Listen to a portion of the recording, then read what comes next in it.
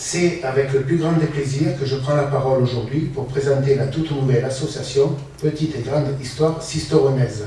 Créée en septembre dernier, Petite et Grande Histoire Sisteronnaise regroupe quelques férus de faits et anecdotes vécues et racontées par nos aïeux, de l'histoire avec un grand H, de Sisteron et de ses habitants, ou d'histoire tout court. Chacun d'entre nous, dans divers domaines de compétences, souhaite apporter sa pierre à l'édifice dans le but de réaliser des films documentaires libres de droit, certes amateurs, mais d'un rendu très honorable, et ainsi permettre aux générations futures de connaître le passé de ceux qui les ont précédés. Cinéastes, techniciens, écrivains, photographes, animateurs, voix off, pilotes de drone, hommes, femmes, jeunes et moins jeunes, nous sommes tous enthousiastes à l'idée d'un devoir de mémoire locale. À titre d'exemple, et je sais que les autres ne m'en voudront pas, je voudrais nommer Rob Pescader, qui a œuvré durant de nombreuses années avec un certain Nicolas Hulot pour l'élaboration de l'émission Ushuaïa. Michel Jacob, dont le travail aux côtés d'André Roman est connu de tous les Sisteronnais. François Lazarotto, qui a entrepris depuis plusieurs années la réhabilitation de la batterie de l'IRES. Ou encore le jeune David Blanc, qui écrit actuellement un livre sur les maquisards des Alpes de Haute-Provence. Mais évidemment, je pourrais nommer ainsi tous les autres membres de notre association qui sont pourvus de compétences exceptionnelles.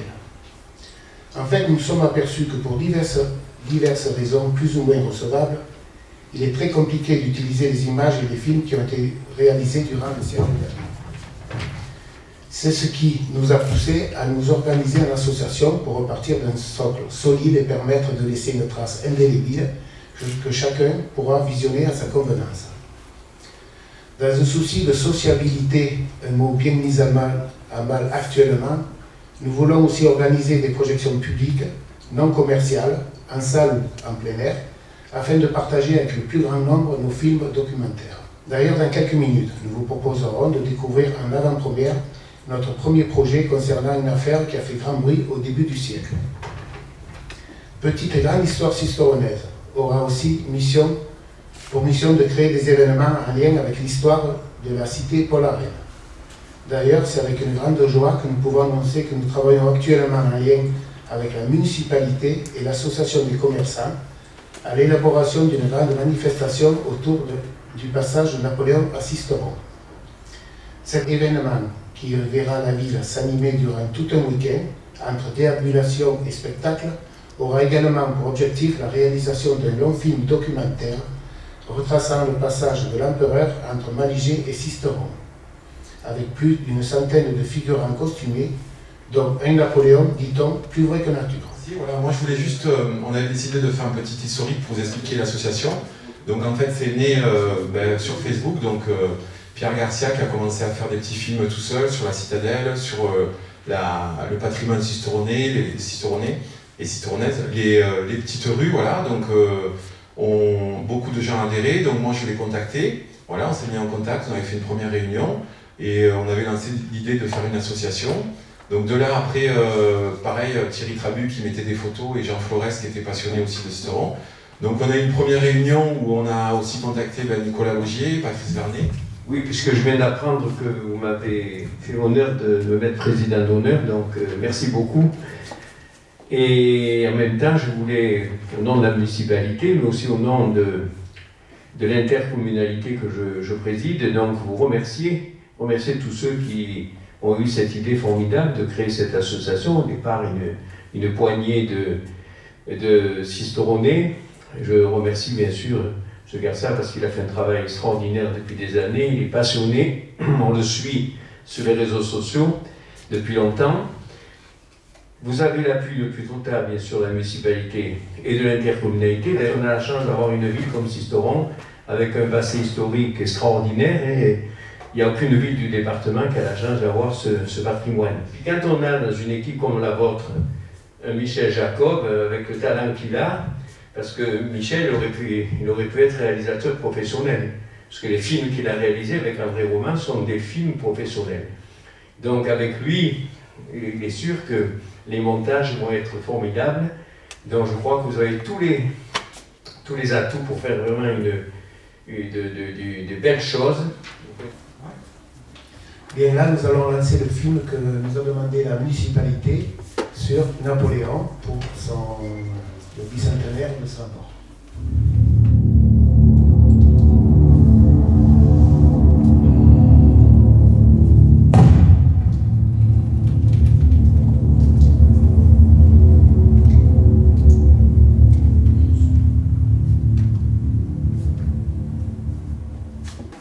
Maintenant, je donne la parole à Michel Jacob et Pierre Garcia.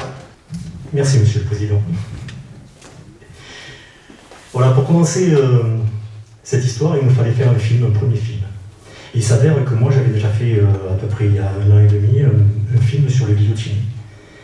Et lorsqu'on a créé l'association, je leur ai dit il serait bien que l'on refasse le film, mais en mieux. Parce que le mien était fait vraiment très amateur. Et avec la collaboration de Michel, on a réussi à faire le film que vous allez voir tout de suite, qui est un documentaire d'à peu près 18 minutes, c'est ça? Voilà, et tout ce que vous allez voir dans le film, ce sont des montages d'images. Vous allez voir personne filmé en temps réel. Le seul personnage que l'on avait, la seule tête que l'on avait, c'est la tête du guillotinier. On avait la tête de profil et la tête de face. À partir de là, on a créé le corps, on l'a fait parler, vous allez le voir parler. Et on a créé toutes les scènes en totalité. Et on a passé combien de temps, Michel? Je te laisse un petit peu la parole. Ça a bien duré 3-4 mois. Hein. Bon, en fait, ça nous a permis de passer le confinement tranquille. Oui, non, c'est pour ça qu'on est prêt pour en faire un autre. C'est parti pour. Oui, bon, effectivement, Pierrot m'avait passé son film qu'il avait fait au départ. J'ai dit, bon, c'est pas mal, mais bon, il faudrait quand même un peu l'améliorer et tout. Bon, j'ai dit, mais je te préviens, ça passe à faire en 5 minutes, on va y passer du temps. Hein. Et effectivement, on y a passé 3-4 mois dessus. Quoi. Ouais, on y travaille pratiquement tous les jours. Quoi. Et on y était encore il y a 2 jours en arrière. Voilà, oui. Ah, moi, parce qu'il n'est jamais content, il trouve toujours un petit défaut. Voilà, bon, je pense que cette fois, bon, il est quand même bien abouti, et bon, je pense qu'il restera comme il est. Alors, pour ce film, il nous fallait des dialogues. Alors la voix off, c'est moi qui l'ai faite. Mais la petite histoire, c'est que on connaissait tous l'histoire de Franzoni, le guillotiné de Sisteron. Mais il nous a fallu, pour ma part, il m'a fallu aller chercher sur Internet une histoire à raconter. Et je tombe sur un site qui me propose une histoire. Et je la lis en totalité, je dis c'est ça qu'il me faut.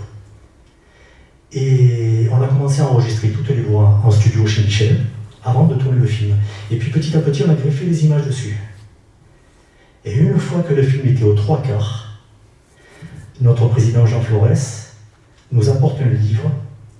Et dans ce livre, il y avait mot pour mot ce que moi j'avais trouvé sur Internet. Et ce livre, c'est le livre de Marie-Noëlle Pascal, qui est ici même. J'étais très gêné, on était tous très gênés, parce que cette histoire, on l'avait trouvée sur Internet, et on ne savait pas que ça venait de son livre. Qu'est-ce qu'on a fait? J'ai cherché sur Internet le numéro de téléphone de Madame Pascal. Je l'ai trouvé, je l'ai appelé, et elle nous a accordé à 3000% d'utiliser ces textes mot pour mot. Donc, je vous expliquais tout à l'heure, ce n'est pas en totalité votre texte, mais il y a des phrases, ce sont les mêmes. C'était trop long. Alors, si on conservait l'histoire telle que Madame Pascal l'avait racontée, on en avait pour 6 saisons, 78 épisodes par saison, c'était trop long. Donc on a raccourci pour arriver au fait du film, au fait de l'histoire. Et voilà, qu'est-ce qu'on peut dire de plus? Que Madame Pascal, si elle veut bien venir dire un petit mot, ce sera avec grand plaisir.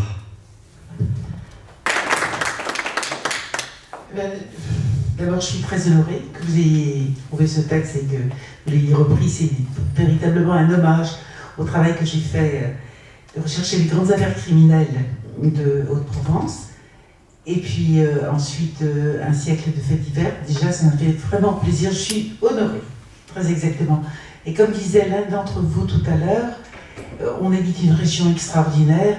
Chaque fois qu'on retourne un caillou, a dit, je crois que c'est Patrice qui a dit ça, on trouve de la géologie, on trouve de l'histoire, de l'archéologie. On habite un pays absolument passionnant, M. Spagnou l'a dit tout à l'heure, et c'est un endroit qui est très riche et auquel on s'attache énormément. Et Et cette histoire de Franzoni qui a été l'unique guillotiné à Sisteron. Hein. Il y en a eu un à Digne. Et il y en a eu un à Digne, effectivement. En Oui. 1935. Voilà. C'est le dernier, un des derniers d'ailleurs. C'est un des derniers, mais pas le dernier, tout à fait. Bah, merci en tout cas à vous, parce que vous donnez une image, vous donnez des images à ce que j'écris, ça me touche beaucoup. Merci beaucoup. Merci à vous, ça me fait plaisir.